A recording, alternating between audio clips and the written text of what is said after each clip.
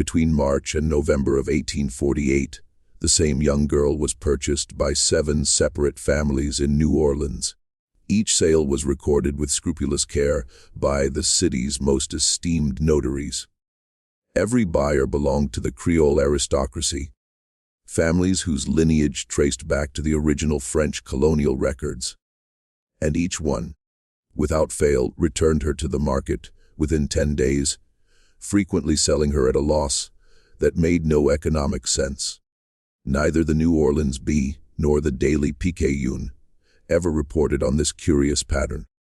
Yet in the account ledgers of slave dealers along Chartres Street, in the private letters of the brokers who managed such exchanges, and in the hushed conversations at the French Opera House, a quiet warning began circulating among Louisiana's upper crust. Do not purchase the yellow girl who sings. The price you pay will be the least of what she costs you. What could one 16-year-old girl do in 10 days that would make wealthy planters desperate to be rid of her? Why would men who had built their fortunes on sugar and cotton choose financial ruin over keeping her for another week? And why, when the New Orleans police finally looked into the matter in December of that year, did they seal every document pertaining to her case with an order that remains in effect 176 years later? Before we proceed with the story of what the newspapers dubbed the Songbird Scandal, make sure you're subscribed to Liturgy of Fear and tap that notification bell. What you're about to hear has been deliberately expunged from Louisiana's history. Also, leave a comment telling us which state or city you're tuning in from. We're curious to know where our community of truth seekers is flourishing. The girl's name, according to the earliest bill of sale, was Celeste. No surname. No indication of her origins beyond the notation. Believed to be from St. Domingue originally. She was described with the clinical detachment that characterized such records.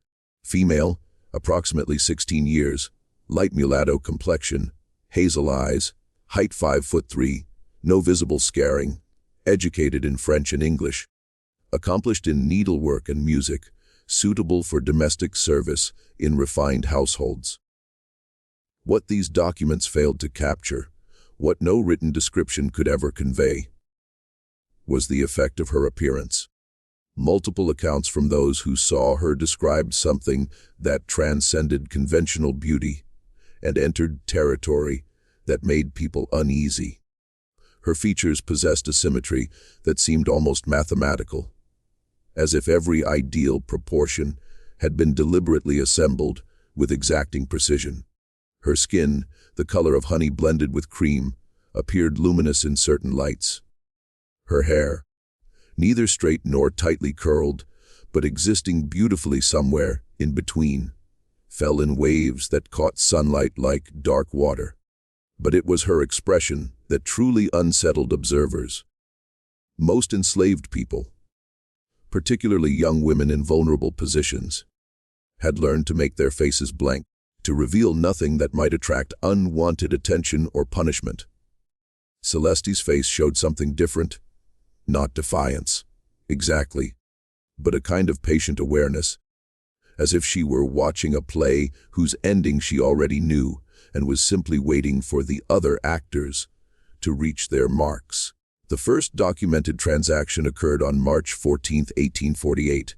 The buyer was Monsieur Edouard Deslon, owner of Belle-Rive Plantation, 30 miles upriver from New Orleans. Deslon paid $100,400, a premium price that reflected both Celeste's appearance and her reported accomplishments. The bill of sale was witnessed by 2 notaries and properly filed with the parish recorder. Deslon's wife, Madame H.A. Lopez, had specifically requested a lady's maid, someone who could assist with dressing, manage her wardrobe, and provide companionship during the long afternoons when Edouard attended to plantation business. Madame Deslon was a woman of refined tastes who prided herself on maintaining the standards of French civilization in what she considered the barbarous American wilderness. For the first 3 days, everything proceeded exactly as Madame Deslon had hoped. Celeste proved adept at arranging hair in the latest Parisian styles. Her needlework was exquisite. She moved through the household with quiet efficiency, anticipating needs before they were voiced. The other enslaved people in the Deslon household noted her presence, but reported nothing unusual. She was respectful to them, neither friendly nor cold, simply present. On the 4th evening, Madame Deslon requested that Celeste sing while helping her prepare for bed. This was not an unusual request. Many Creole families enjoyed having enslaved people provide musical entertainment. Celeste complied without hesitation. What emerged from her throat made Madame Deslon go very still. The song was in French, an old melody from Saint Domingue that Madame Deslon vaguely recognized from her childhood. The lyrics spoke of a garden where beautiful things grew, where jasmine bloomed white as bone and oleander flowers held poison in their perfect petals. Celeste's voice was extraordinary, a clear soprano with unusual resonance that seemed to fill the room and linger in corners, even after the notes had ended. But there was something else in the singing, something Madame Deslon couldn't quite identify. The melody was correct, the pitch perfect. Yet listening to it produced a sensation, like standing at the edge of a great height. That vertiginous moment before falling, when the body understands danger, but hasn't yet moved to safety. Madame Deslon dismissed Celeste for the evening and sat alone in her bedroom for a long time, feeling inexplicably troubled. She couldn't articulate what had disturbed her about the song. The lyrics were innocuous enough. The voice was beautiful. Yet she found herself unable to shake a feeling of profound unease, as if the singing had revealed something she'd been trying not to see. That night, Madame Deslon didn't sleep well. When she did drift off, she dreamed of her childhood in Saint Domingue before the Revolution, before her family had fled to Louisiana with whatever wealth they could salvage. In the dream, she walked through her family's plantation house, but the rooms were empty. The furniture, the paintings, the silver, everything that had made them who they were, had vanished. She woke at dawn with tears on her face for reasons she couldn't explain. The next evening, despite an instinct that warned her against it, Madame Deslon asked Celeste to sing again. This time the song was different, a lullaby that Haitian mothers sang to their children. The French lyrics spoke of sleep and safety, of a mother's protection against the dangers of the night. Celeste sang it while brushing Madame Deslon's hair, her voice soft and intimate. Madame Deslon found herself crying without understanding why. The song was beautiful, the sentiment tender. Yet listening to it opened something inside her. Some carefully sealed chamber, where she'd locked away feelings she couldn't afford to acknowledge. She thought of the enslaved women at Belle Rive who had children, how those children could be sold away at any moment if Edouard decided it was economically advantageous. She thought of her own role in maintaining a system that treated human beings as property. She thought of the stories her mother had told about Saint Domingue, about what had driven the enslaved to revolution, and she felt a shame so intense it was almost physical. "Stop," Madame Deslon said, her voice shaking. "Stop singing." Celeste stopped immediately, her face showing nothing, waiting for further instruction. "Leave me," Madame Deslon said. "Go to your quarters. Don't sing anymore." By the 7th day, Madame Deslon could no longer bear Celeste's presence in the house. She couldn't explain it to her husband. How could she tell him that a 16-year-old enslaved girl had somehow made her see their entire life clearly, had stripped away every comfortable justification, every assurance that they were benevolent owners who treated their property with Christian kindness? How could she explain that Celeste's singing had revealed the hollowness of those claims, had made her understand with terrible clarity that no amount of kindness could redeem the fundamental wrong of owning another human being. On the 8th day, Edouard Deslon brought Celeste back to New Orleans and sold her to a cotton factor named Armand Thibodeaux for $402,000, a 200 loss. When Thibodeaux asked if there was any defect in the girl, Deslon's response was noted in the sale document: no physical defect. My wife found her unsuitable for household service. Thibodeaux was a practical man who saw an opportunity in Deslon's apparent irrationality. He'd purchased a beautiful, educated, accomplished young woman for below market value. His wife, Marguerite, had been wanting a lady's maid for months. This seemed like a fortunate transaction. The pattern repeated with mechanical precision. Marguerite Thibodeaux was initially delighted with Celeste. The girl was everything promised: skilled, attentive, refined. On the 4th evening, Marguerite asked her to sing while mending a torn lace collar. Celeste sang a song about the sea, about waves that returned again and again to shore, no matter what stood in their way. The metaphor was so subtle that Marguerite didn't consciously recognize it. But something in her mind understood, and that understanding began working on her like acid on metal, slowly dissolving the structures that had supported her worldview.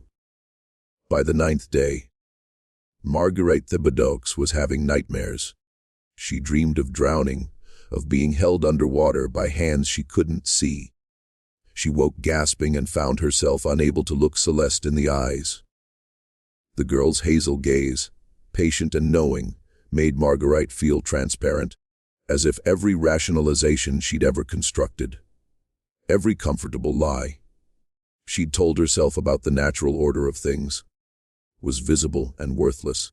Armand Thibodeaux sold Celeste on the 10th day to a sugar plantation owner named Christophe Beauregard for $1,000, a transaction that cost him $200 plus notary fees. When his business partner asked why he'd sold at a loss after less than 2 weeks, Thibodeaux's response was terse: my wife's nerves couldn't tolerate the girl's presence. By June, Celeste had been sold 4 times. The losses to her various owners now totaled $600, not including transaction costs. More significantly, a pattern had emerged that the city's slave brokers couldn't ignore. Every family that purchased her returned her within 10 days. Every sale involved a financial loss, and every owner, when pressed, used variations of the same vague explanation: unsuitable for household service, wife's nerves couldn't tolerate, created domestic disharmony. The brokers began comparing notes. They discovered that Celeste had done nothing objectionable in any household. No stealing, no insubordination, no laziness, no attempts to run away. She was, by all objective measures, an ideal domestic servant. Yet her presence in these elegant Creole homes produced effects that made wealthy families desperate to be rid of her regardless of financial cost. One broker, a man named Lucien Pré-Jean, who handled many of the city's most expensive slave transactions, decided to investigate. He interviewed 4 of the families who'd owned Celeste, conducting the conversations with the discretion that his position required. What he learned troubled him enough that he stopped handling any sales involving her. Pré-Jean's notes, discovered decades later in his estate papers, reveal a man trying to understand something that defied rational explanation. Each family reports that the girl performed her duties without fault, he wrote. Yet each family experienced what they describe as domestic disturbances. Nightmares, feelings of unease and guilt, arguments between husband and wife, a general atmosphere of discomfort that intensified each day the girl remained in the household. Most troubling is the consistent report that these disturbances began after the girl sang. Multiple families mentioned her singing specifically. describing it as beautiful yet deeply disturbing in ways they cannot articulate. Père Jean attempted to observe Celeste himself. He visited her at the slave pen, where she was held between sales, and requested that she sing. What he heard made him close his investigation immediately and refuse all future involvement with her case. In a private letter to his brother, Père Jean described the experience. She sang a simple song, something about birds flying home. Her voice is indeed extraordinary, technically flawless, with a quality that reaches past the ear directly into the chest. But there is something else in it, brother. Something I lack the words to explain. As she sang, I found myself thinking of our mother, of how she wept the night father sold Marie, Claire, and her children to settle a gambling debt. I remembered how mother couldn't look at us for days after. How she stopped going to church. How she died within the year, and everyone said it was yellow fever. But I knew better. I knew she died of shame. And as this yellow girl sang her simple song about birds, I understood for the first time that our mother's shame was earned, that we all earned it, and that Marie, Claire's children, are somewhere in Texas or Mississippi, bearing our sin while we prosper from it. I left that slave pen shaking and have not been able to eat properly since. By July, Celeste had become unmarketable through conventional channels. The auction houses refused to accept her. Private dealers who'd handled previous sales declined involvement. Word had spread through New Orleans' tight-knit Creole community. The beautiful yellow girl who sings will destroy your household's peace. Stay away. This should have been the end of it. An unsellable slave would typically be sent to the agricultural interior, sold cheaply to small farmers who couldn't afford premium prices, or put to brutal plantation labor, where domestic sensibilities didn't matter. But Celeste's case had attracted attention from someone who saw opportunity in what others feared. His name was Mathieu Laval, and unlike the Creole families who'd owned Celeste briefly, he wasn't interested in her as a domestic servant. Laval collected beautiful things, rare things, things that other men couldn't or wouldn't possess. He owned the city's finest private art collection. He kept exotic birds from South America in an aviary behind his Garden District mansion. He was known for acquiring items at bargain prices when panic or superstition drove down their value, then displaying them as trophies of his superior rationality. When Laval learned that a beautiful, educated, accomplished enslaved girl was being sold for a fraction of her actual value, because of vague reports about singing and nightmares, he saw exactly what he'd been looking for, something extraordinary that fear had made cheap. On August 3rd, Mathieu Laval purchased Celeste for $700, half her original sale price. The broker who handled the transaction, a man desperate enough for commission to ignore the warnings, made Laval sign a document acknowledging that he'd been informed of previous owners' complaints. Laval signed without hesitation, his signature bold and confident. As he took possession of Celeste and led her to his carriage, he spoke to her for the first time. "I understand you sing," he said in French. "Good. I'm hosting a dinner party in 3 days. You'll perform for my guests. I expect you to demonstrate why you're worth $700 instead of the $200 you'll likely fetch when I tire of you." Celeste said nothing. She simply looked at him with those patient hazel eyes, and Mathieu Laval felt something he rarely experienced, a flicker of uncertainty, quickly suppressed, but present nonetheless. The dinner party would take place on August 6th. What happened that evening would force New Orleans authorities to take official action, would create documents that remain sealed to this day, and would ensure that Celeste's story, like so many stories of enslaved resistance, would be deliberately erased from history. But the true secret of what Celeste was doing, The impossible mechanism behind her effect on New Orleans' elite families was something far more sophisticated than anyone suspected, and understanding it requires knowing not just what happened in those elegant parlors when she sang, but what had happened to her long before she ever arrived in Louisiana. Matthew Laval's Garden District mansion occupied an entire city block on Prytania Street. 3 stories of white painted brick. Galleries wrapped with wrought iron imported from France. Gardens that had taken 2 decades to cultivate into the appearance of wild elegance. The house announced wealth, taste, and the kind of cultural refinement that separated New Orleans' elite from what they considered the crude American merchants flooding into the city. Laval had invited 20 guests to his August 6th dinner party, carefully selected from families whose names appeared in the original colonial records. The Marigny's, the De La Chais, the Villeres. These were people who understood that in New Orleans, bloodline and culture mattered more than mere money. They spoke French by preference, attended the opera, and maintained the standards that made them Creole rather than simply residents of Louisiana. The dining room glittered with crystal and silver. Laval's chef had prepared a 7-course meal featuring ingredients shipped from France, oysters from the Gulf, and game from the surrounding wetlands.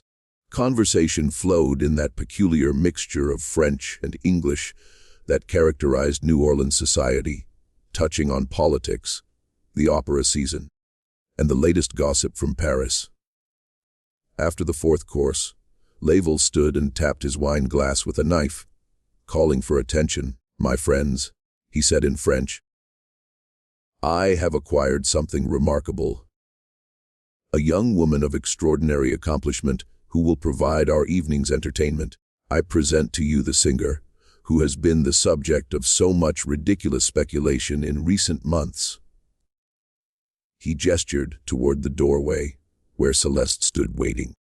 She wore a simple dress of pale blue cotton, her hair arranged in the Creole style, with a tiny headscarf that Louisiana law required free women of color to wear, though the law was often ignored for enslaved domestic servants in white households. Against the opulence of the room, she appeared almost ethereal, a figure from a painting who'd somehow stepped into reality. Several guests recognized her immediately.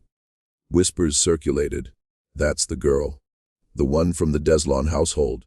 I heard Marguerite Thibodeaux had nightmares for weeks." Madame de la Chais leaned toward her husband and said quietly, "Mathieu is a fool. He thinks his rational mind makes him immune to whatever troubled the others." Laval, interpreting the whispers as validation of his boldness, smiled. "I've asked Celeste to sing for us. She comes highly recommended, though at a price that suggests other buyers lacked my discernment." "Celeste, please begin." Celeste stepped into the center of the room. She looked at the assembled guests, 20 of New Orleans' wealthiest and most powerful families. And something flickered in her hazel eyes. Not defiance, not fear. Recognition, perhaps as if she'd seen this exact scene before and knew precisely how it would unfold.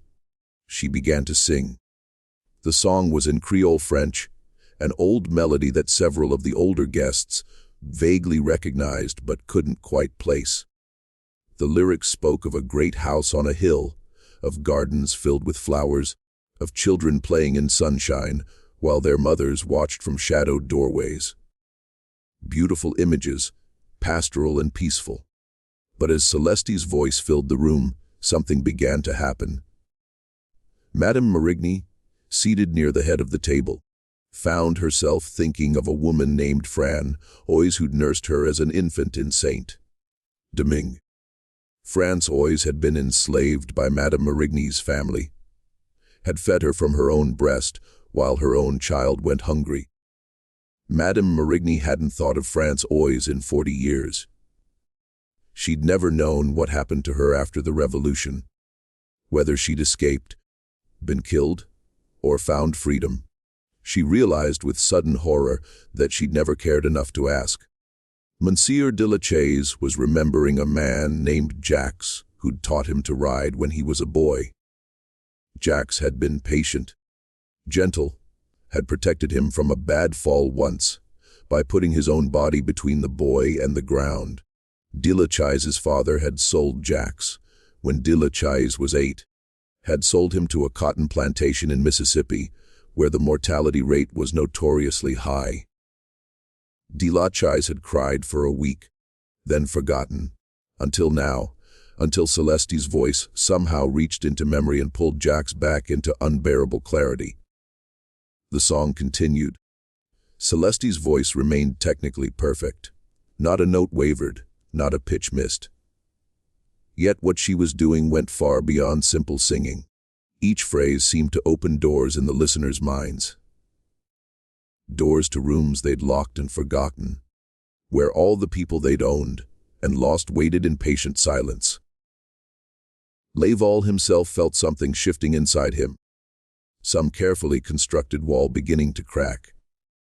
He'd always told himself that his art collection, his cultural refinement, his devotion to beauty, somehow elevated him above the crude commerce of slavery.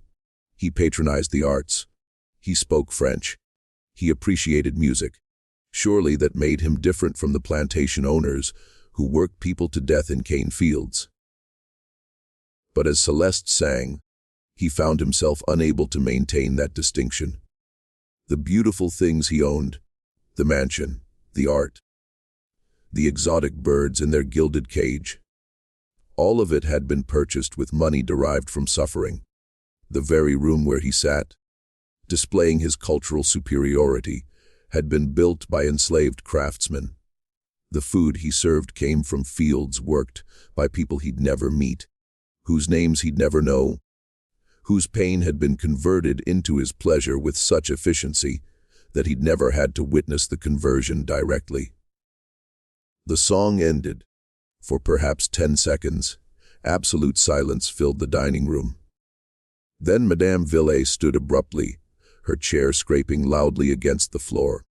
"I'm not feeling well," she said, her voice unsteady. "Charles, we must leave." Her husband, still pale from his own memories, nodded and helped her toward the door. Within minutes, 3 other families had made similar excuses and departed. The carefully orchestrated dinner party dissolved into chaos as guests fled, their faces showing a range of emotions from confusion to something approaching terror. Laval stood frozen, watching his social triumph collapse. Only 5 guests remained, too polite to leave immediately, but clearly uncomfortable. Celeste stood in the center of the room, exactly where she'd been when singing, her expression unchanged. Patient and knowing. "Get out," Laval said to her quietly. "Go to the quarters now." Celeste left without a word. The remaining guests departed within the hour, making thin excuses. Laval's servants cleaned the table in silence while he sat in his study drinking brandy and trying to understand what had happened. The next morning, Laval did something unprecedented in his career as a collector. He took Celeste directly to the slave pen on Bienville Street and told the broker he wanted her sold immediately. "I don't care about the price," Laval said. "Find someone who will take her today. I'll accept any reasonable offer." The broker, a man named Duplessis, who'd handled several of Celeste's previous sales, shook his head. "Monsieur Laval, I cannot. Every dealer in the city knows about her now. After what happened at your dinner party, the talk is everywhere. No one will purchase her. Then sell her to someone outside the city. Send her to the country, to the plantations.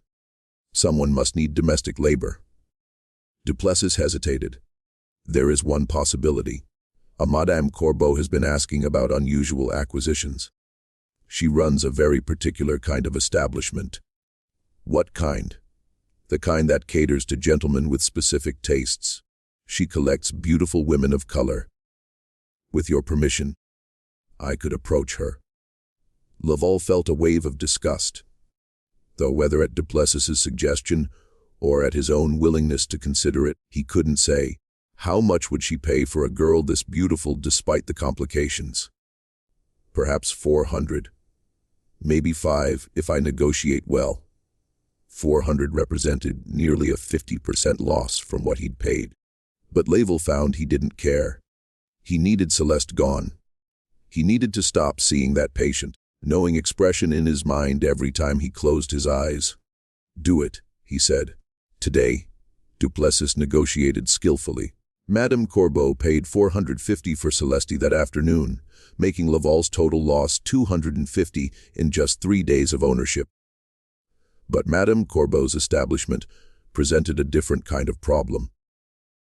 And it was there, in the elegant bordello on Rampart Street that catered to New Orleans' wealthiest men, that Celeste's case would finally attract official attention. The investigation began not with police or magistrates, but with a music teacher named Emile Gaveau. Gaveau was an unusual figure in New Orleans society. Born in France, trained at the Paris Conservatory, he'd come to Louisiana in 1842 to escape gambling debts and a failing marriage. He made his living teaching piano and voice to the daughters of wealthy families, work that paid adequately, if not generously, and allowed him to maintain a small apartment in the VX Carré. But Gaveau's real passion was the study of music's psychological effects. He'd read everything available on the subject, from ancient Greek theories about musical modes affecting temperament to more recent work by German scholars on the relationship between melody and emotion. He believed that music operated on the human mind through mechanisms that could be studied and understood scientifically. When rumors reached Gaveau about an enslaved girl whose singing drove wealthy families to irrational behavior, his professional curiosity was aroused. He began asking questions, collecting accounts, trying to understand what was actually happening. In late August, Gaveau managed to gain entry to Madame Corbeau's establishment by claiming to be evaluating potential musical entertainment for a wealthy client. Madame Corbeau, always interested in attracting upscale clientele, granted him a brief interview with Celeste. They met in a small parlor on the second floor. Celeste sat in a chair by the window, afternoon light making her skin luminous. She looked at Gaveau with those hazel eyes and waited. "I'm a music teacher," Gaveau said in French. "I've heard remarkable things about your singing. Would you be willing to perform for me?" For the first time since the documentary record of her began, Celeste spoke more than a simple yes or no.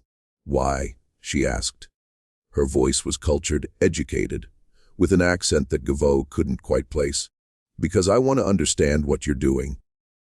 "And if you understand, what then? Will you stop me?" Gaveau considered the question. "I don't know.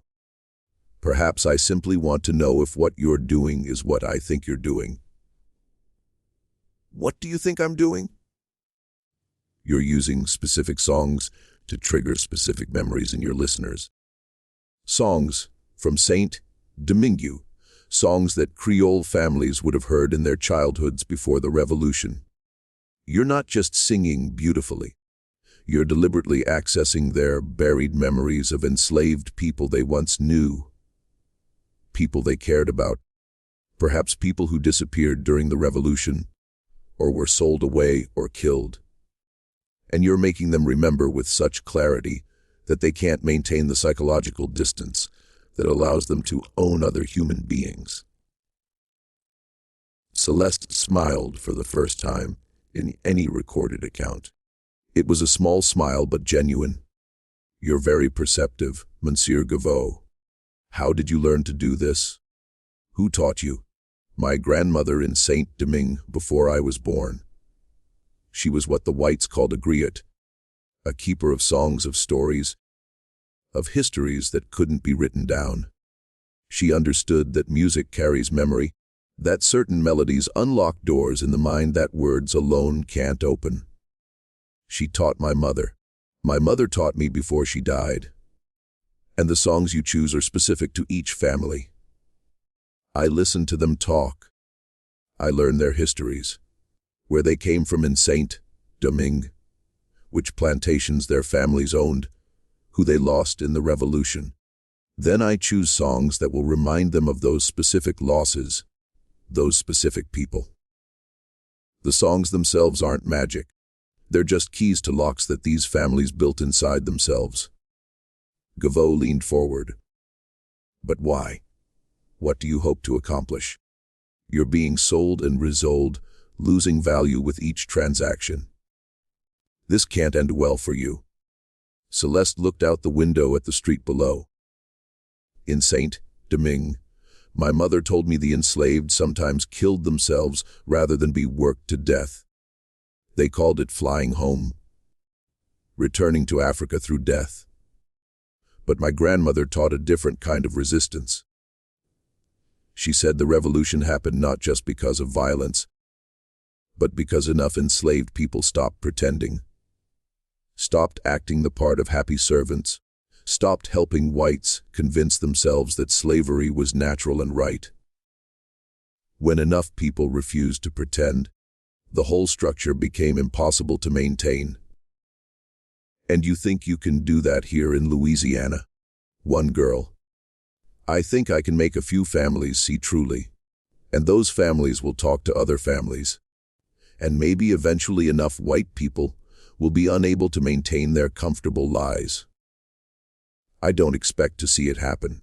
I expect to die here in this city, probably young. But I can plant seeds. That's resistance too. Gavo sat back, genuinely shaken. He'd expected to find trickery, some exploitable technique, perhaps even fraud. Instead, he'd found something far more sophisticated and far more dangerous, a young woman who turned music into a weapon against psychological oppression, who understood her enslavers better than they understood themselves. I should warn you, he said quietly. This cannot end safely for you. When they understand what you're doing, when they stop being confused and start being angry, you'll be in grave danger. I know. Then, why continue? Because I've already seen 15 families unable to maintain their certainty. 15 households where the comfortable lies cracked. Some of those people will change. Not all, maybe not even most. But some will, and their change will affect others. This is how systems fall, Monsieur Gavo. Not all at once, but through thousands of small cracks that eventually bring down the whole structure. Before Gavo could respond, Madame Corbeau entered the parlor. Monsieur, your time is finished. If your client is interested in Celeste's services, we can discuss terms. Otherwise, I must ask you to leave. Gavo left, his mind churning. That evening he sat in his apartment and wrote a detailed account of his conversation with Celeste. He intended it as a private record, but the document would later be discovered among his papers and would provide one of the only first-hand accounts of Celeste's own explanation of her methods.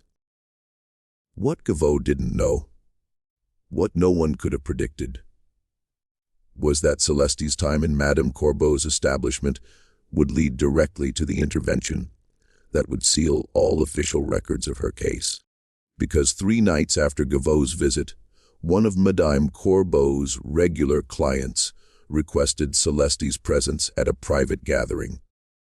The client was a man of significant political power whose name appeared in the highest circles of Louisiana government. What happened at that gathering would force authorities to acknowledge officially what they'd been trying to ignore. That somewhere in their city, an enslaved girl had discovered how to weaponize memory itself, and the damage she was causing to the psychological foundations of slavery couldn't be allowed to continue. The man who requested Celeste's presence at his private gathering was Judge Philip de Vignox, Associate Justice of the Louisiana Supreme Court. At 53, de Vignox represented the pinnacle of Creole legal authority. His family had held judicial positions since the colonial period. His grandfather had helped draft Louisiana's first state constitution. His decisions shaped slavery law throughout the South. On August 10, 1848, Judge Devinoux hosted a dinner at his Esplanade Avenue residence for 8 carefully selected guests. All were men of significant power: politicians, plantation owners, a bank president. The stated purpose was to discuss the upcoming gubernatorial election. The actual purpose, understood by all attendees, was to conduct business that required absolute discretion. Madame Corbeau delivered Celeste to the residence at 7 that evening, with instructions that she was to provide musical entertainment, and nothing more. The Madame had been paid handsomely for this arrangement, and had emphasized to Celeste the importance of pleasing Judge Devinoux. These are not men to be trifled with. You will sing beautifully and behave impeccably. Do you understand? Celeste had simply nodded, that patient expression never changing. The men gathered in Devinox's library, a room lined with leather, bound legal texts, and furnished with the kind of understated elegance that announced old wealth. They smoked cigars, drank brandy from crystal decanters, and discussed politics in the careful language of men who wielded power and knew its weight. Judge Devinoux introduced Celeste with calculated nonchalance. Gentlemen, I've acquired the services of the young woman, whose reputation has been circulating through our society. I thought we might test whether the rumors have any foundation, or are merely the hysteria of nervous women. Several men laughed. One, a cotton planter named Auguste Ferrier, said, I heard Mathieu Lavel's dinner party collapsed in chaos. Half his guests fled in tears. Laval lacks intellectual rigor. Devinoux replied, he collects art but doesn't understand it. Beauty unsettles him because he doesn't truly comprehend it. We are men of more substantial constitution. The others murmured agreement. They were rational men, educated men. They'd built their positions through careful thought and strategic action. A 16-year-old enslaved girl who sang couldn't possibly threaten them. Devinoux gestured to Celeste, please sing for us. Something appropriate to the evening. Celeste looked at the 8 men arranged in their comfortable chairs. Glasses of expensive brandy in their hands, secure in their power and their certainty. She chose her song with perfect deliberation. It was a judicial ballad from Saint-Domingue sung in Creole French. The lyrics told of a judge who presided over trials where enslaved people testified against their masters for crimes committed. In the song, the judge listened carefully to each testimony, documented every cruelty, every violation, every act that the law supposedly forbade, but routinely ignored. And at the end of each trial, the judge looked at the assembled witnesses and asked a single question. If law does not protect the powerless from the powerful, what is law but organized violence? The melody was haunting, built on minor keys that created a sense of inevitability, of judgment that couldn't be escaped or appealed. As Celeste sang, Judge Philip Devinoux felt something he hadn't experienced since his first year practicing law, the sensation of being on the wrong side of justice, of having constructed elaborate arguments that served power rather than truth, of having written decisions that protected property rights over human rights, because the law, as he interpreted it, demanded such protection. He thought of a case from 1842. An enslaved man had sued for freedom based on documents showing he'd been born free in Cuba. The documents were authentic, the case clear. But Devinoux had ruled against him on a technicality, citing a procedural error in how the petition had been filed. The man had been returned to his owner and subsequently sold to a cotton plantation in Texas. Devinoux had never learned what happened to him after that, had never cared to inquire. The song continued, each verse another question. If justice is blind, but only to certain faces, is it justice?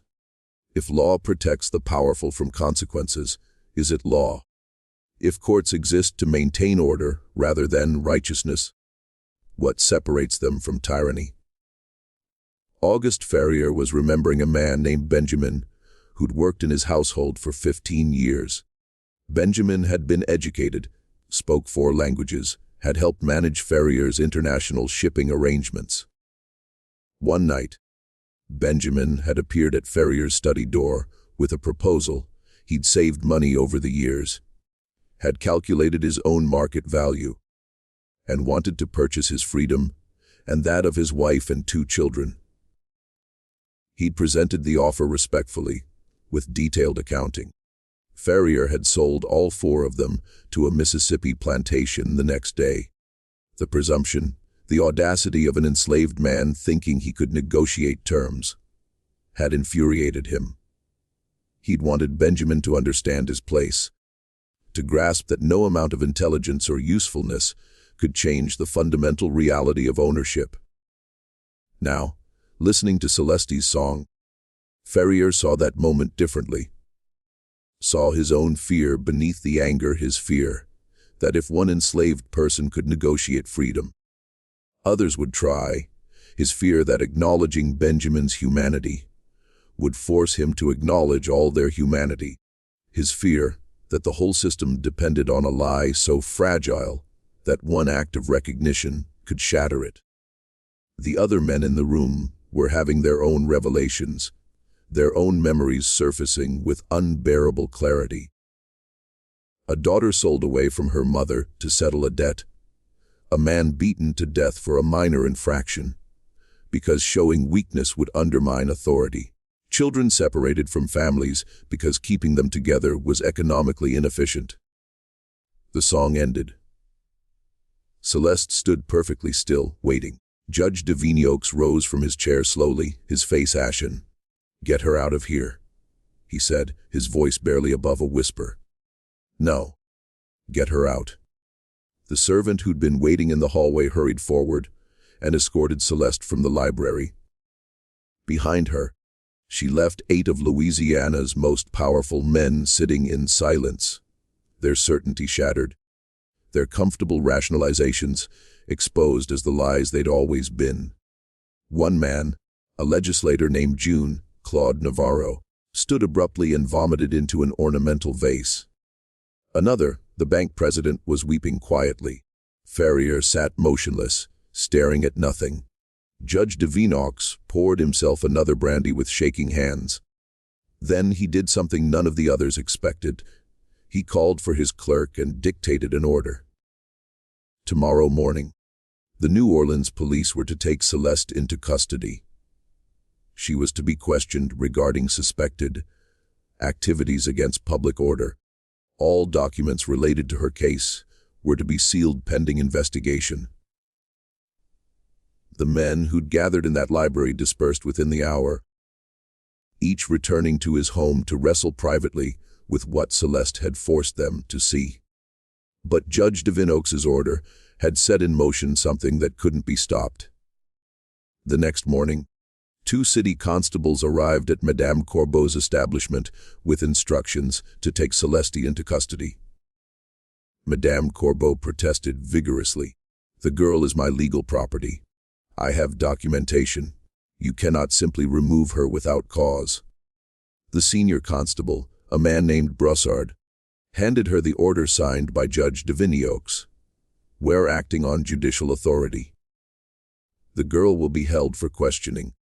If the investigation finds no wrongdoing, she'll be returned to you." Celeste was taken to the Cabildo, the building that housed city government and the jail. She was placed in a small room, not quite a cell, with a table and 2 chairs. She waited there for 3 hours before the door opened and a man entered who would prove crucial to understanding what happened next. Captain E.T. Marchand was chief investigator for the New Orleans police. At 41, he'd handled every kind of case the city could produce, from petty theft to murder, from smuggling to political corruption. He prided himself on his ability to find truth, regardless of how deeply it was buried. But he'd never investigated an enslaved person accused of no specific crime beyond making wealthy, white families uncomfortable. Marchand sat across from Celeste and studied her for a long moment. She met his gaze calmly, those hazel eyes showing the same patient awareness that had unsettled so many others. "Your name is Celeste," Marchand said in French. "That's the name I was given when I was sold. My real name is Adélaïde. Where were you born?" Adélaïde, Port-au-Prince, Saint-Domingue, before it became Haiti. That would make you approximately 16 now. You would have been born after the Revolution. My mother escaped to Jamaica during the Revolution. I was born there. She died when I was 7. My grandmother raised me until I was 13. Then she died too. I was alone, orphaned, vulnerable. A man saw opportunity in that. He forged papers claiming I'd been born enslaved, sold me to a slave trader heading for New Orleans. I arrived here 2 years ago. Marchand made notes on the paper in front of him. You speak remarkable French for someone supposedly enslaved from birth. My grandmother believed education was resistance. She taught me French, English, mathematics, history. She taught me the songs of Saint-Domingue, the old stories. She said knowledge was the one thing they couldn't steal from you. Add the singing, the effect it has on those who hear you. Adélaïde smiled slightly. What effect do you mean, Captain? I sing beautifully. Some people find beauty disturbing. Multiple families have sold you at significant financial loss. Multiple witnesses report nightmares, feelings of guilt, household disruptions. Judge Devinox himself ordered your detention because of what happened in his library last night. Don't insult my intelligence by claiming you don't understand what you're doing. Adélaïde leaned forward. I understand perfectly what I'm doing. The question is, do you understand what they're doing? These families who purchase human beings as property, who separate mothers from children, who build fortunes on suffering, who create elaborate philosophical and legal justifications for evil. I don't cause their guilt, Captain. I simply make it visible. Their guilt was always there. They just worked very hard not to see it.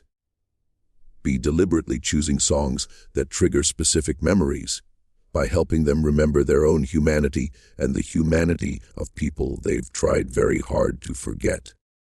Marchand set down his pen. Off the record, Adélaïde, what do you think will happen now? You've disturbed some of the most powerful men in Louisiana. Judge Devinox, Auguste Ferrier. These are not men who accept disruption to their certainty. They will find a way to neutralize you. I know. And yet you continue. Because neutralizing me doesn't undo what I've done. 15 families can never completely forget what they saw when I sang.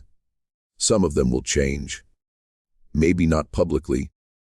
Maybe not in ways that seem significant. But they'll change.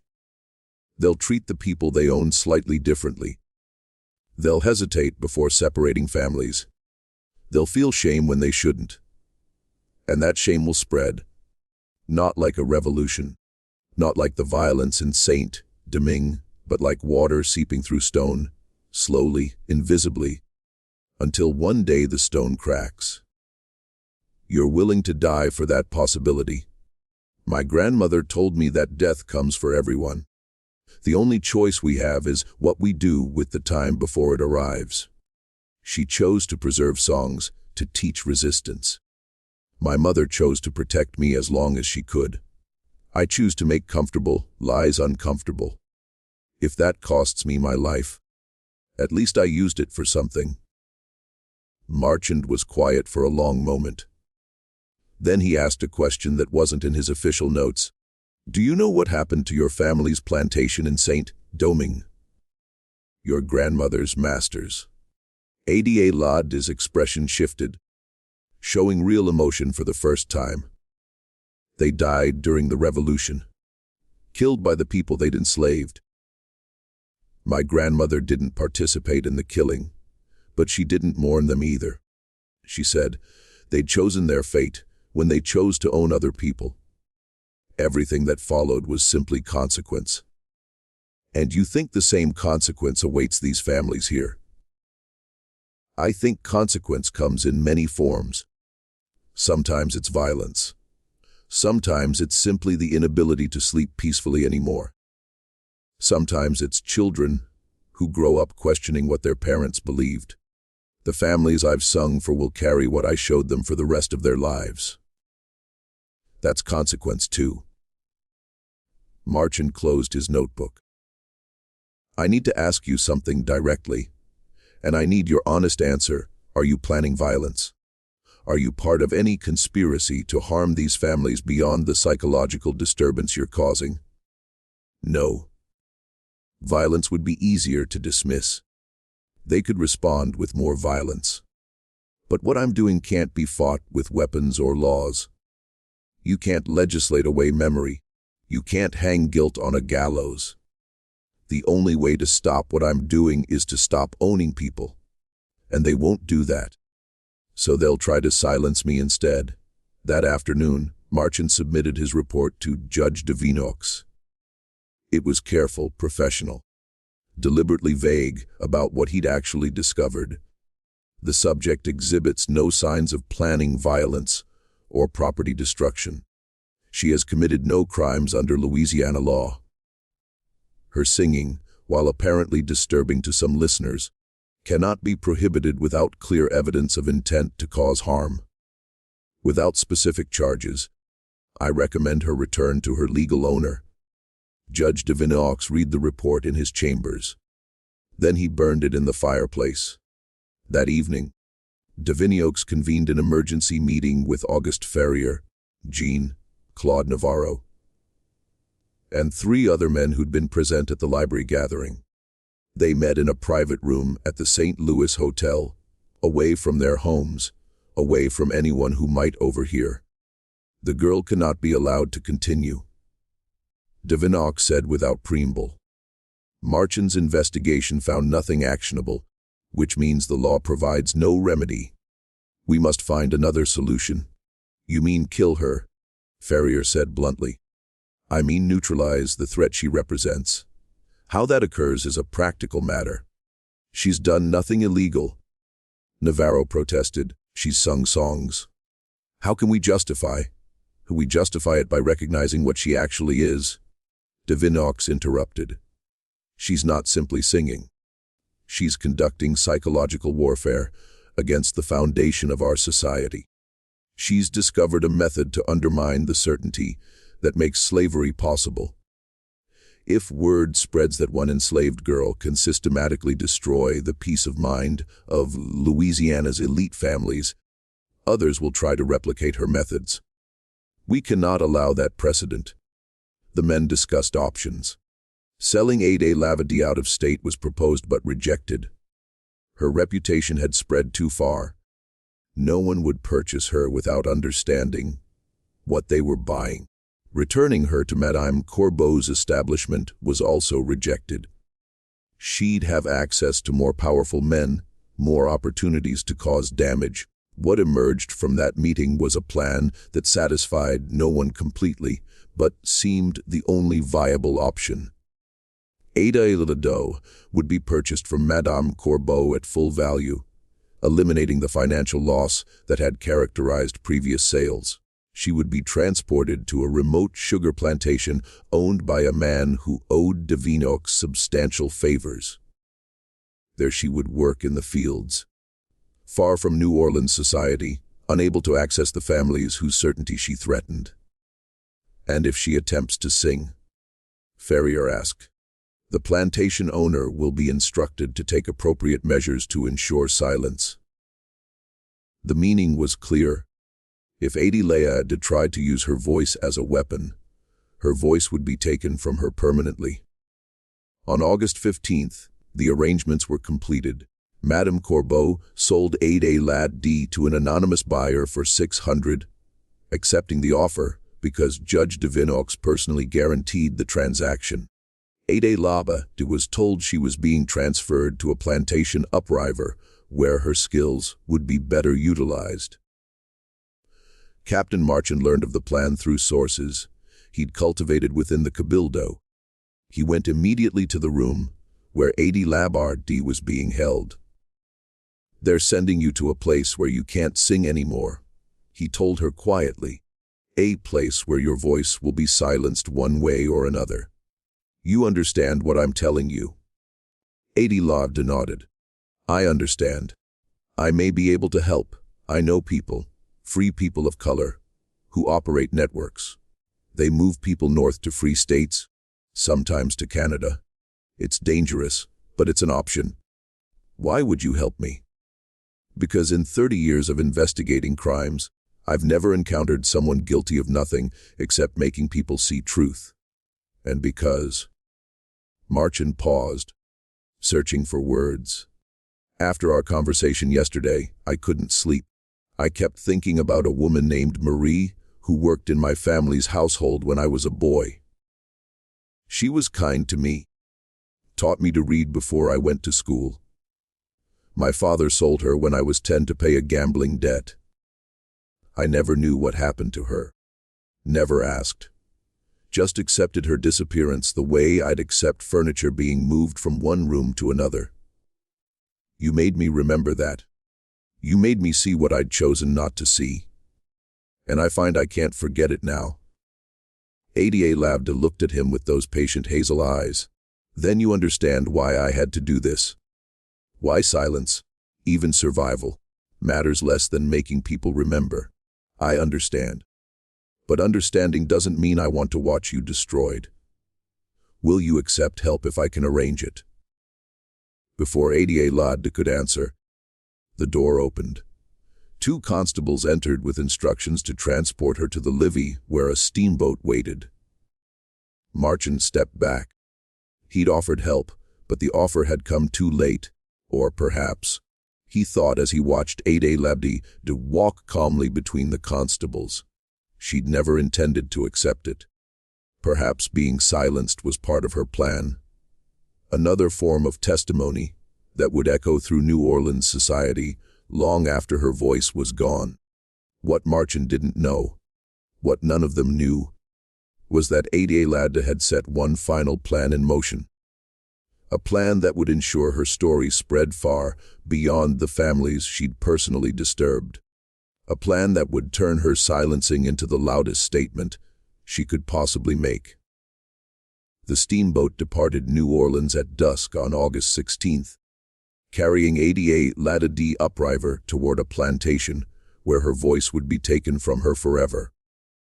But by the time the boat reached its destination 2 days later, events in New Orleans had already begun unfolding that would force authorities to seal every document related to her case and ensure that her story, like so many stories of enslaved resistance, would be deliberately erased from official history. What had she done? What final act of resistance had she prepared that would make her silence speak louder than her songs ever had? The steamboat Belle Creole made slow progress against the Mississippi's current, stopping at plantations along the river to load sugar and cotton. Adélaïde was kept in a small cabin near the cargo hold, guarded but not chained. The captain had been paid well to ensure her safe delivery to Magnolia Grove Plantation, where arrangements had been made for her permanent silencing. What no one aboard the Belle Creole knew was that Adélaïde had spent her final week in New Orleans doing far more than waiting for her fate. The truth emerged 3 days after her departure, when a plantation owner named Victor Dumas came to the Cabildo in a state of barely controlled panic. Dumas owned a modest sugar operation 20 miles upriver with 32 enslaved workers. He was not part of New Orleans' elite social circles, had never attended dinners at Judge Devinox's residence, had never heard of Celeste. But on the evening of August 18th, something happened in his fields that made him understand Why powerful men were willing to bend every rule to silence one young girl. As the sun set and the work horn sounded the end of the day, the women in Dumas's fields began to sing. This itself was not unusual. Enslaved people often sang while working, using music to maintain rhythm, mark time, and find small moments of beauty in brutal labor. But these songs were different. They were the songs from Saint Domingue, the songs about gardens and children, about judges and justice, about birds flying home and waves returning to shore. The songs Adélaïde had used to crack the certainty of New Orleans' elite families. 7 women sang them in perfect harmony. They sang while walking back to their quarters. They sang while preparing the evening meal. They sang with Adélaide's same deliberate precision, using the same minor keys, the same haunting melodies designed to unlock memory. And Victor Dumas, listening from his gallery, found himself thinking about his father, about the man who'd taught him to run a plantation, who'd explained that enslaved people were naturally suited to labor, that their suffering was exaggerated by northern agitators, that the system was economically necessary and morally justified. Dumas remembered being 8 years old, hiding behind a cotton bale, watching his father whip a man named Thomas for the crime of learning to read. He remembered how his father had wept that night in private, how Dumas had heard him through the bedroom wall saying to his mother, "God, help me.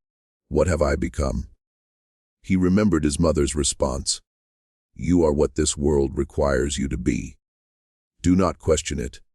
And Dumas understood suddenly with terrible clarity that his father had known, had always known, had lived his entire life knowing that what he did was wrong, had died with that knowledge eating him from inside like a disease, and had passed that same poisoned knowledge to his son. The next morning, Dumas rode to New Orleans and demanded to speak with Captain Marchand. Where did they learn those songs?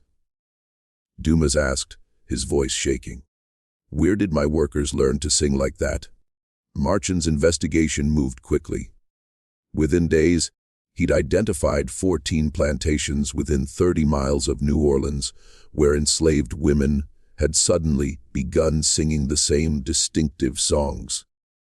The pattern was identical at each location, 7 to 10 women singing in harmony, using melodies and lyrics that produced profound psychological disturbance in white listeners. The connection became clear when Marchand interviewed the women. Each had been sold from various New Orleans households in recent months.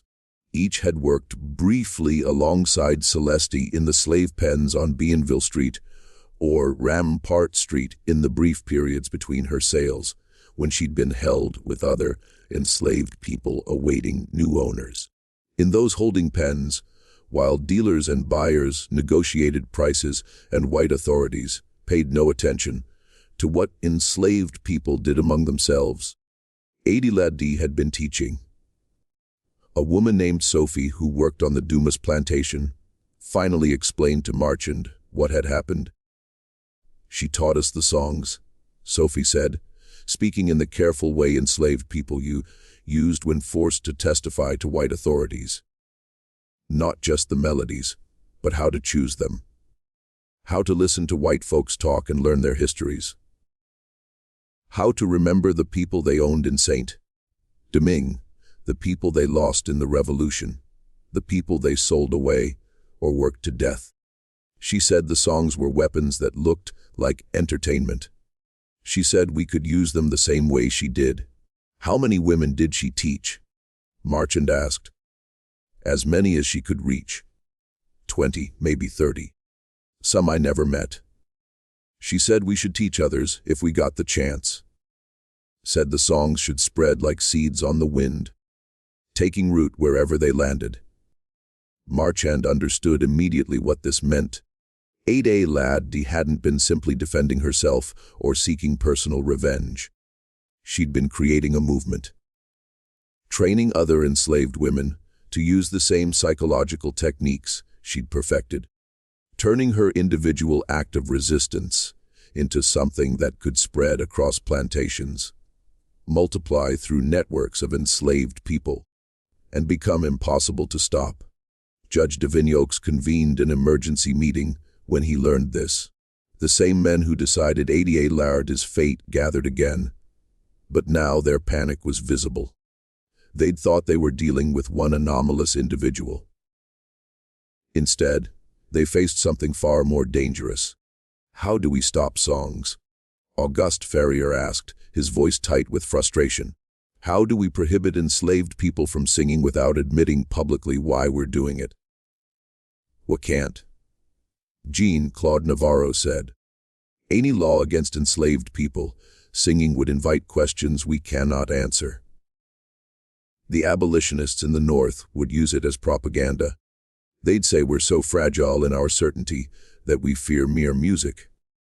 It would make us look weak, frightened. But doing nothing allows this to spread. Davignoux countered. Already 14 plantations report the same disturbances. How many more will we hear about next week, next month? How long before every plantation within 100 miles has women singing these cursed songs? The meeting lasted 4 hours.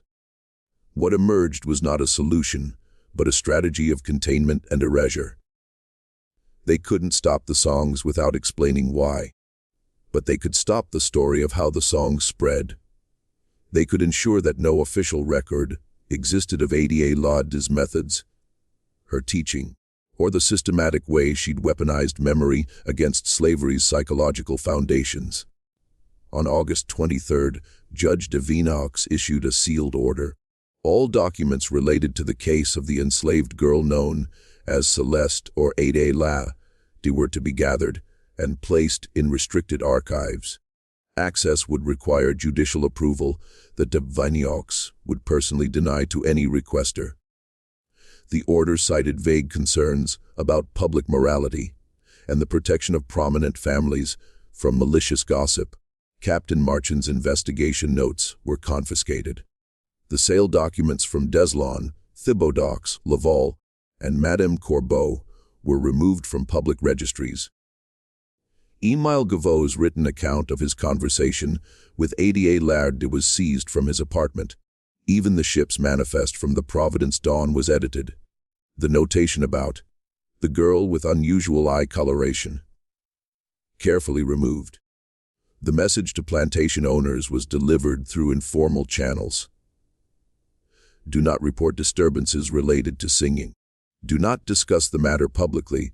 Handle it privately, quietly, in whatever manner maintains order on your property, but create no documents that could be used by abolitionists as evidence of planters' psychological weakness. Some plantations responded by forbidding enslaved women from singing entirely, a prohibition that was impossible to enforce and created more resentment than compliance. Others tried punishing women who sang the saint, dumbing songs, but punishment only made the songs spread faster as acts of defiance. A few plantation owners, those who'd been most affected by the songs, quietly began changing their practices, not abandoning slavery. They lacked the economic means and moral courage for that, but treating enslaved people with slightly more humanity, separating fewer families, reducing the most brutal punishments. Small changes that wouldn't save the system, but would reveal cracks in its certainty. As for Adélaïde herself, the official record goes silent after August 16th, when she boarded the Belle Creole. The steamboat's manifest shows her arrival at Magnolia Grove Plantation on August 18th. After that, nothing. No sale documents indicate she was ever sold again. No death certificate bears her name, though death certificates for enslaved people were rarely filed. No plantation ledgers from Magnolia Grove mention her, which itself is strange, given the meticulous record-keeping that characterized Louisiana sugar operations. The most likely explanation, the one that historians would accept if they knew the full story, is that she died at Magnolia Grove within days or weeks of arrival. That the plantation owner, following his instructions to ensure her silence, used methods that resulted in her death, and that her body was buried in an unmarked grave somewhere in the vast cane fields. One more casualty of a system built on disposable human lives. But other possibilities exist, preserved in fragments of oral history passed through generations of families, descended from Louisiana's enslaved population. One account recorded in the 1920s by a folklorist collecting slave narratives tells of a woman named Adélaïde who escaped from a plantation north of New Orleans in 1848. The woman who told this story, then 93 years old, claimed her grandmother had helped hide the escapee in the swamps for 3 weeks, before passing her to Underground Railroad conductors heading north. My grandmother said this Adélaïde was young, beautiful, mixed race with hazel eyes. The old woman recalled, said she sang like an angel, but refused to sing anymore. Said she'd used her voice for what it was meant for, and now she needed silence. My grandmother asked what she meant. Adélaïde said she'd planted seeds that would grow without her tending them. Said sometimes the most powerful act is teaching others and then disappearing. So they can't silence the teaching by silencing the teacher. Another account appears in letters written by a Quaker abolitionist in Pennsylvania in November 1848. He wrote to colleagues about meeting a young woman of color, lately arrived from Louisiana, who possesses extraordinary knowledge of psychological methods used by enslaved people to resist their oppression.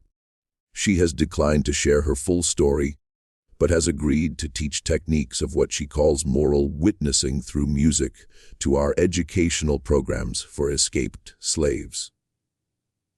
The description matches Adélaïde in several details. Though the woman gave her name as Marie and claimed to be from Mississippi, rather than Louisiana, a third fragment comes from records of a free-colored community in Montreal.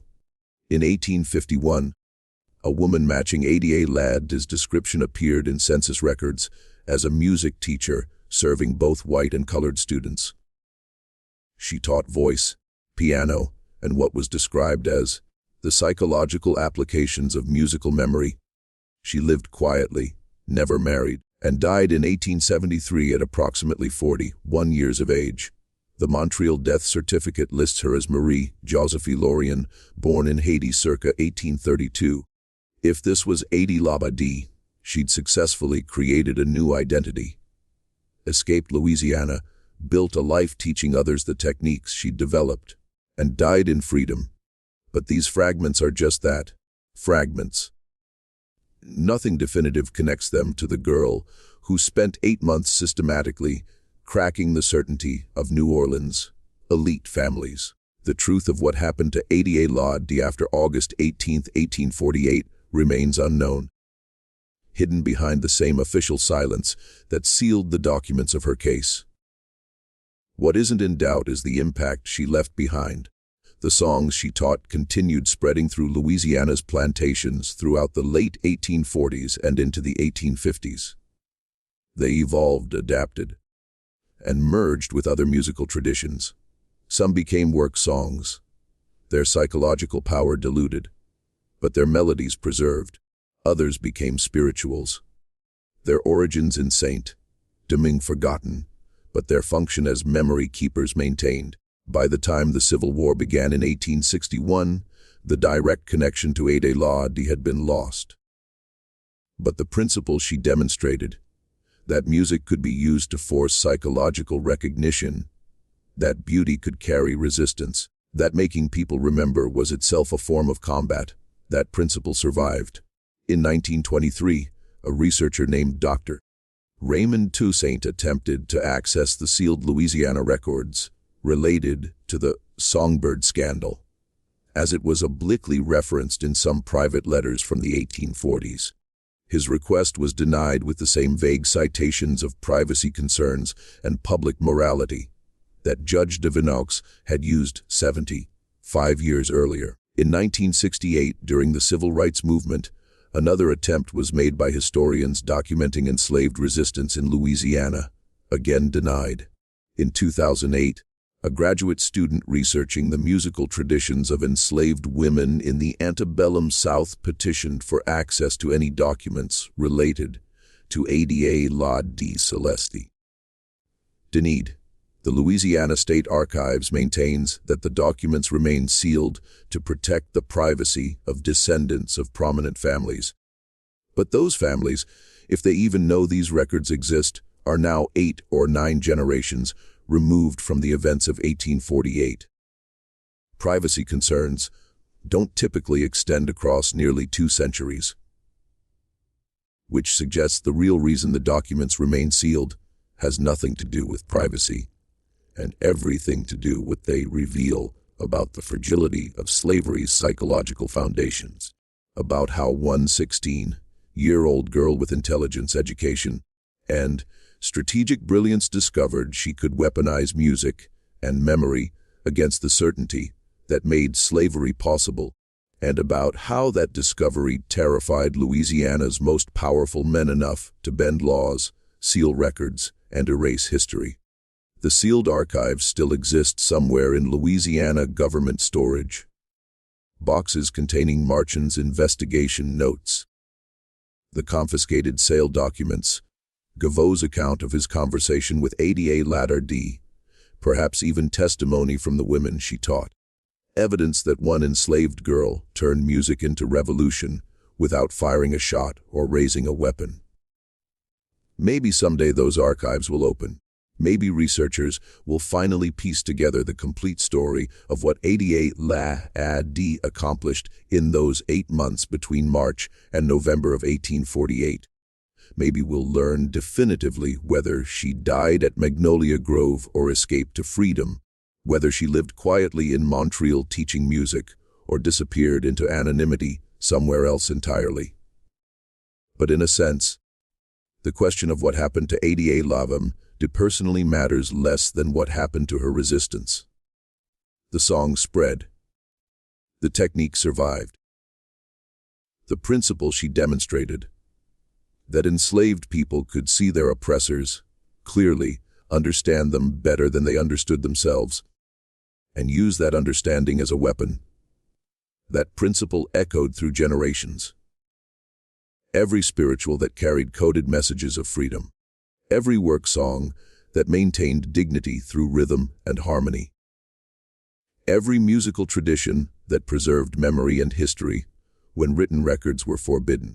All of them drew on the same understanding that Adélaïde had perfected, that music reaches past rational defenses, directly into the soul, that certain melodies unlock doors in the mind, that making people remember can be more powerful than making them afraid. This is what they tried to erase when they sealed those documents. Not just one girl's story, but proof that the most sophisticated resistance isn't always the loudest, that sometimes the most effective weapon against tyranny isn't violence, but clarity, that making oppressors see themselves truly can crack their certainty more thoroughly than any rebellion. Adélaïde understood something that Judge Devanoux and his colleagues fear, that systems of oppression depend on comfortable lies, that those lies are fragile, and that any person or circumstance that interferes with maintaining those lies becomes unbearable to the oppressor. She turned that understanding into strategy, used music as the delivery mechanism, trained others to carry it forward. And even when they silenced her, even when they erased her from official history, the resistance she'd created continued without her. Maybe that's why Louisiana keeps those documents sealed, not because they fear what Adélaïde did in 1848, but because they fear what she represents. The possibility that enslaved people were never the passive victims that comfortable historical narratives prefer. The evidence that resistance took forms far more sophisticated than violence and escape. The proof that intelligence, education, and strategic thinking existed among enslaved people in ways that challenged every justification for their enslavement. Keeping those documents sealed allows Louisiana to control the narrative, to present slavery as it prefers to remember it rather than as it actually was, and to avoid confronting the uncomfortable truth that people like Adélaïde existed, that they understood their oppressors with devastating clarity and found ways to resist that couldn't be stopped by laws or violence. But sealed documents don't erase truth, they just hide it. And hidden truths have a way of surfacing, of spreading through stories and songs and fragments of evidence that survived despite suppression.